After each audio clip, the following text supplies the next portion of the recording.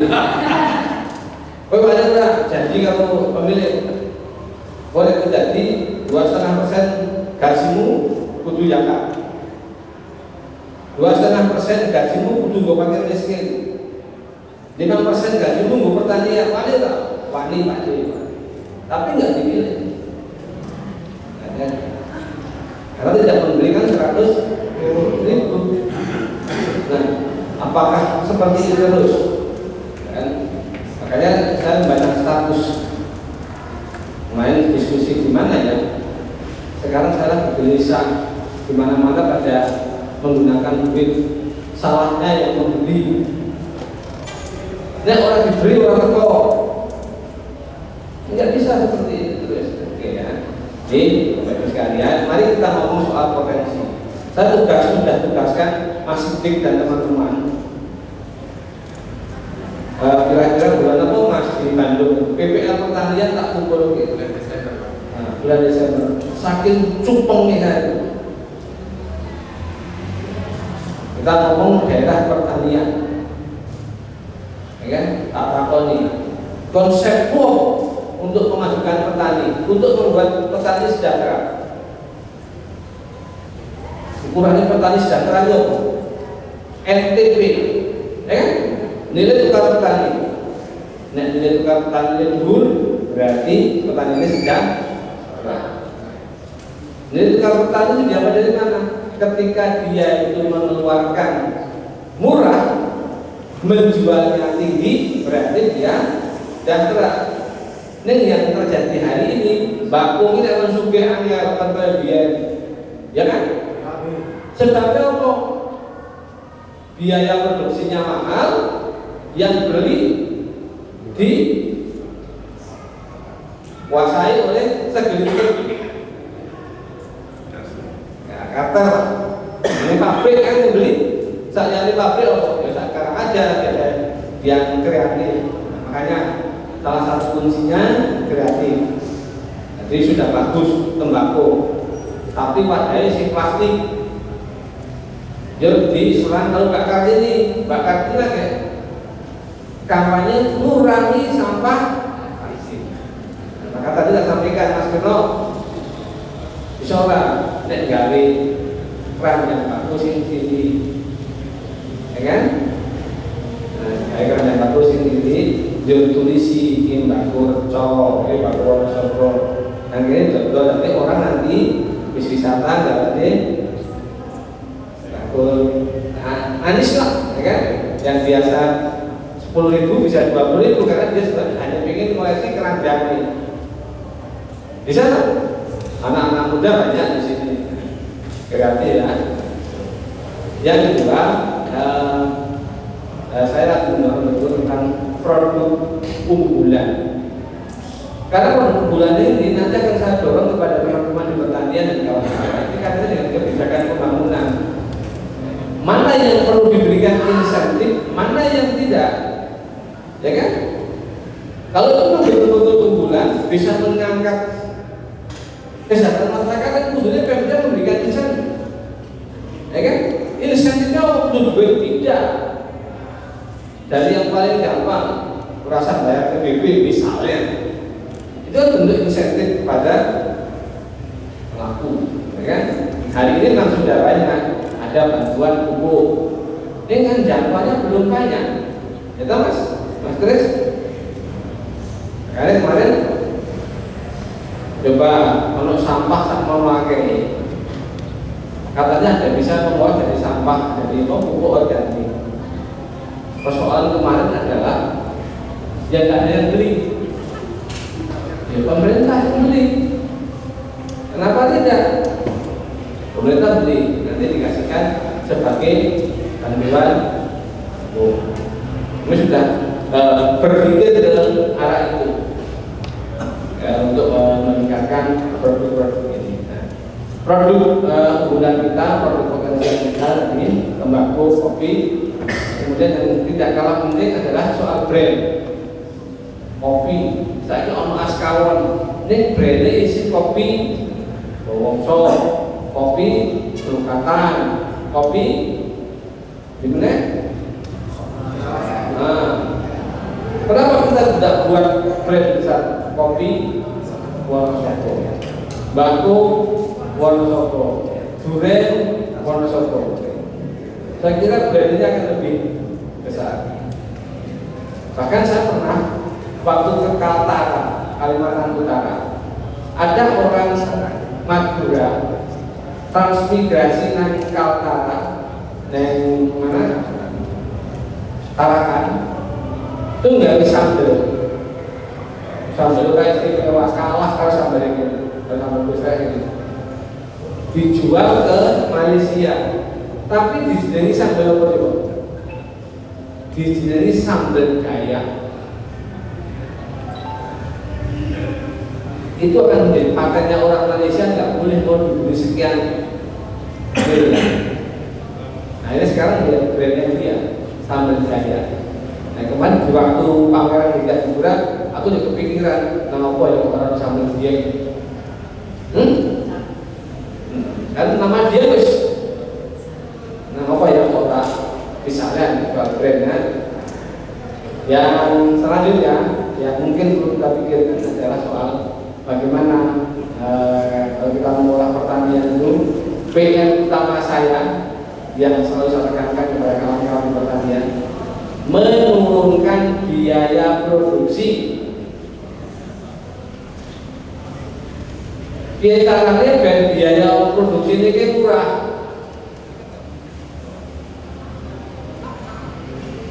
Ambok saya kira regane dhuwur, nek biaya produksi dhuwur, tetap baik, petani tidak bisa untung. Nek regane murah, biaya produksi ini murah, ya bisa untung. Mari kita belajar dari negeri Vietnam, ya kan? Negeri Taiwan, negeri Thailand, ya kan? Ternyata setelah kita lakukan penelaahan, biaya produksi kita yang paling mahal di mana? Di tenaga kerja. Tenaga kerja itu kita mahal. Kenapa kok tenaga kerja kita mahal? Karena hari ini kita lebih problem yang serius. Kalau ini tidak segera diatasi akan repot ke depan. Potensi kita yang luar biasa. Generasi muda kita sudah tidak tertarik dengan sektor pertanian. Boleh mengajul cari angel. Ono antri, ono larang. Jadi tidak salah. Mereka tidak tertarik situ karena setelah jadi petani tidak menjanjikan masa depannya, ya kan? Tidak salah. Maka ini yang perlu di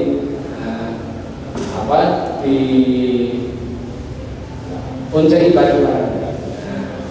Saya kemarin sampaikan bantuan alat pertanian banyak sekali di Wonosobo.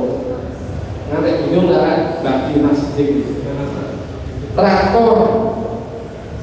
Traktor kayak wong reco gede, ya kan? Menjadi kalau masyarakat doa sopo, ya kan? Makanya kita dorong aktif awal dhewe SMK 2 teknologi.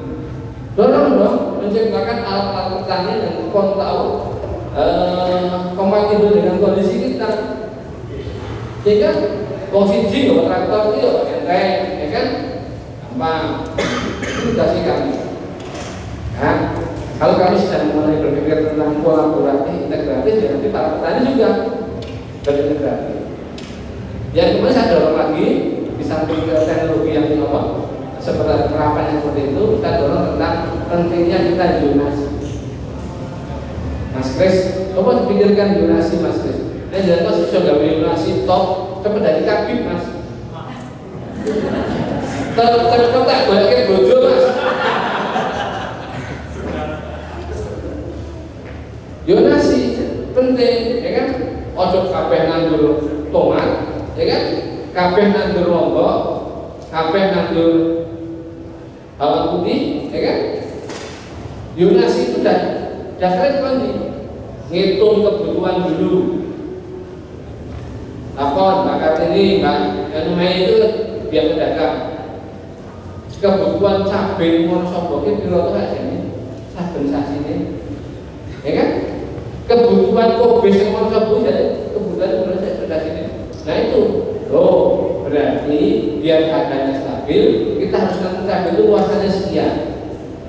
Kalau kita mau ke luar, kita juga harus melihat ombaknya kabupaten lain. Nah, BPL ada sampai enggak? BPL, kamu punya HP enggak? Punya. Digunakan enggak? Digunakan. Untuk WA enggak? Untuk WA ngobrol masa lalu. Takon, boleh kalau ngobrol takon. Dua saya tiga nandul opo. Dua nandul opo. Oh berarti kini sebaiknya nandul atau berembuk. Kalau kita bisa menjonasi, insya Allah produknya tidak akan terus. Beberapa kabupaten kota mengalami inflasi. Kemarin kami sudah deflasi. Harga sayuran anjlok, ya kan? Nah, cinta promodo PNS, buku sayur seminggu sekali, 10.000. Ya mohon maaf, ini soalnya memang mau PNS sedikit pendapatannya, tapi nggak apa-apa itu untuk efek itu. Ada produknya. Kemudian Yunasi tentang ternak, masih sedikit lebih laporan. Dombos itu sih bener kulit yang bingung. Nang daerah sing dhuwur, sing panas, apa sing ndi? Ojo anu wong ada sing seneng, ya kan? Agak seneng dombos ning isor. Jadi memang dombos itu cocoknya di daerah tinggi, maka kita harus mendorong. Bantuan kambing dombos itu ya diarahkan ke situ, bantuan kambing Jawa itu ya diarahkan ke Kalimero ada Sintang, ya kan? Bantuan ikan itu ya di Silomerto, Sono, tetap misalnya. Karena bantuan gede ikan kok ditabur yang Garut. Kan habis banget ya. Ini, makanya saya mengajak mari kita kolaboratif, berpikir jauh ke depan, kreatif, sehingga potensi yang luar biasa ini bisa yang tidak kalah penting kawan-kawan kita juga ada kelemahan dalam membuat narasi. Gerakan kopi, menurut tahu dari cerita tentang kopi, belum ditulis ngapi. Ini yang belum ada. Lencang-lencang sudah ada di teman-teman. Nah, coba itu dibuat narasikan. Sama Tambi katanya dengan teh merah, tapi kan belum ada narasi yang diceritakan. Oh, nek ngombe teh Tambi gimana nom, kan? Enggak begitu dinarasikan coba ini. Termasuk durian. Festival durian itu saya awali tahun 2006. Saya tamat Silomerto. Tak awali di Keseneng, Kresek gitu. Waktu itu sudah ada keluhan dari para petani. Pak, durian itu kenapa harus pindah? Itu pun belum tentu, kadang-kadang ono sing 2 tahun, ono sing mulai api, ono sing elek. Ini masih trik loh pertanian. Nek Mas Kris 2006 bisa berburu Mas. Peternakan, itu orang Pak Munir waktu itu nggak salah koordinasinya. Bisa orang Pak gawe teknologi sing durian ini soal sepanjang musim, sehingga durian Wonosobo yang sudah terkenal ini bisa terus ada. Teman-teman pelaku durian, saya kemarin ketemu yang namanya Pak Muhammad Ria. Kenal Muhammad Ria? Muhammad Ria itu wakil AIS Mayor Jenderal. Dia kesini waktu COVID, bantu saya vaksin. Dia mengakui durian Wonosobo itu ora kalah karo durian Pucok. Lalu berucap sampai beliau itu tugaskan ke saya, beri dong foto cerita tentang duren-duren Wonosobo. Nanti tak kasih tempat di Jakarta. Aku jadi rumah biar kan itu cerita itu belum ada. Itu kan potensi. Sampai beli tanah di kali ini loh 2 hektar atau berapa tanah ini dulu ya. Nah, anak-anak muda yang datang ke sini Wonosobo masih kering tentang membuat cerita, menarasikan, mendokumentasikan potensi yang ada. Hari hal itu coba didokumentasikan. 2019 saya mengangkat tentang metik bibit metik soto. Saya ceritakan ternyata itu menarik, banyak orang yang pengen tahu, dan ternyata sudah mulai di kampungnya Mas Keren Tanggung Godok tak gawe ke museum tani dan ini mergo kita kurang berpikir kolaboratif. Nah, saya kelompok aku maju, gitu kan? Aku yang menguasai. Ini yang tidak benar. Maka kemarin salah satu yang disampaikan BPL itu petani itu harus disatukan. Kenapa disatukan? Ya, karena kepemilikan lahannya saya ini boleh petani sih di 10 hektar akeh kurang. Ada berapa petani Wonosobo sing bilang 10 hektar? Ya kan? Rata-rata kan 2.500 meter. Nek 2.500 meter kan gowone pede terus, ya kan? Salah satunya apa? Nah, ini yang harus kita pikirkan bersama-sama. Dan terima kasih kawan-kawan. Prinsip kami di pemerintah Kabupaten Wonosobo sedang menyusun perencanaan pembangunan jangka panjang 2025-2045. Fokusnya di dua, satu pertanian, dua pariwisata. Kenapa pertanian? Mungkin hari ini belum tertarik, tetapi besok ke depan semua orang butuh makan. Kita potensi menjadi lumbung bahan pangan, sehingga kita harus jaga itu. Kembali kita kuatkan sisi pertanian.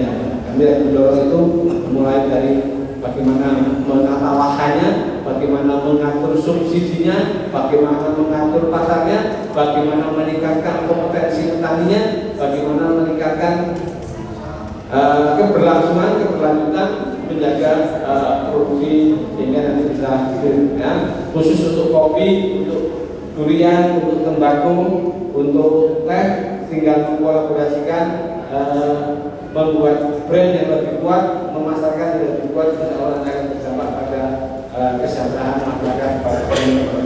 Saya kira komentar saya ini, terima kasih. Semoga kita bisa menjadi lebih maju dan sejahtera. Terima kasih banyak. Luar biasa, saya ucapkan terima kasih Pak Andam, keynote speaker kita sebagai pengantar sarasehan kita sore ini. Saya rasa sudah banyak sekali yang Pak Andam sampaikan, dan ini bisa menjadi poin-poin penting untuk bisa kita nanti berdiskusi ke depannya. Sudah ada beberapa PR juga yang Pak Andam sampaikan, dan mungkin dalam forum ini bisa kita formulasikan bersama ke depannya seperti apa gitu. Karena banyak sekali juga yang tokoh-tokoh datang hari ini, saya yakin dari Kadin, kemudian Yayasan Diaspora, dan juga ada dari Dispaperkan, itu bisa menjembatani teman-teman semua hari ini. Dan selanjutnya kita akan masuk ke sesi sarasihan. Akan tetapi di sesi ini saya tidak sendiri, saya akan memanggil teman saya. Ini dia teman saya, ada Mas Erwin. Selamat datang